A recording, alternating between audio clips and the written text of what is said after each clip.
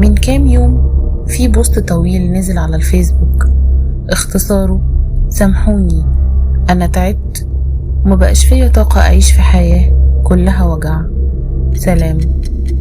الثواني بتعدي والناس بتفتكر إنه بيكتب كلام دراما زي أي حد، لكن محدش كان عارف إن ده فعلا كان الوداع الأخير. الراجل ده اسمه أبو النجا لاشين من قرية طوخ التابعة لمحافظة الغربية، راجل في الأربعينيات، معروف في قريته، مش مجرم، مش بلطجي، مش غريب الأطوار، بالعكس كان أب عادي جدا وبيحب أولاده جدا. بس فجأة الدنيا اتشقلبت.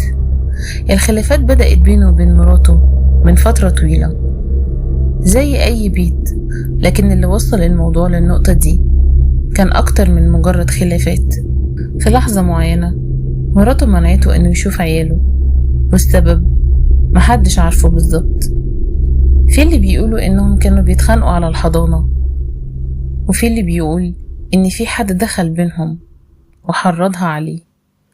بس اللي أكيد إن الراجل اتحرم من أكتر 2 بيحبوهم في الدنيا وهم ولاده.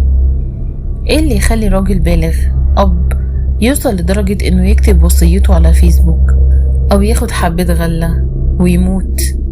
هل كان بيدور على تعاطف ولا كان بيصرخ من جواه ومفيش حد سمعه؟ أبو النجا نزل البوست بتاعه وبعدها بساعات لقى نفسه في أوضة الطوارئ في مستشفى جامعة طنطا. حالته كانت ميؤوس منها، المادة اللي أخدها قاتلة وملهاش علاج فعال. الدكاترة حاولوا والإسعاف جري، لكن قلبه وقف ومات، وماتت معاه كل الأسئلة اللي كان نفسه يلاقي لها إجابة. الغريب بقى إن الناس اللي عرفوه بيقولوا إنه عمره ما كان شخص ضعيف، كان دايما بيضحك وبيتحمل، لكن الظلم ساعات بيفتح باب ملهوش رجعة. الظلم لما تحس إنك أب ومش قادر حتى تبوس ابنك قبل ما ينام. الظلم لما تتحرم من ولادك ومحدش بيديك فرصة حتى تفهم ليه. ناس كتير شافت البوست وما صدقتش، أكيد بيهزر، يمكن يقصد حاجة تانية، أكيد هيرجع يكتب بعد شوية ويقول أنا بخير. بس المرة دي ما كانش فيها رجوع.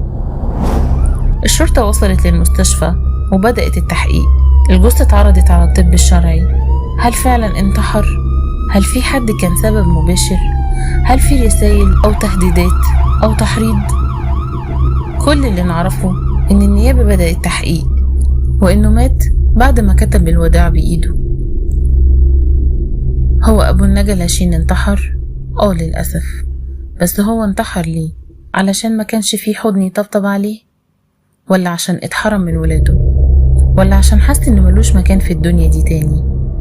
مش دايما بنلاقي إجابات، لكن اللي أكيد إن أي حد ممكن يكون مبتسم قدامك بس من جواه حرب محدش شايفها.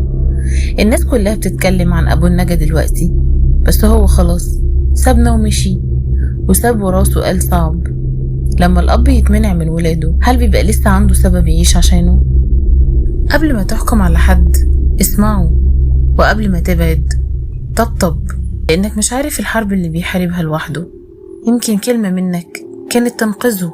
اللي اختفى من قدامك فجأة ممكن يكون كان بيصرخ من جوه وانت ما خدتش بالك. خلي بالك، الكلمة ساعات بتنقذ حياة.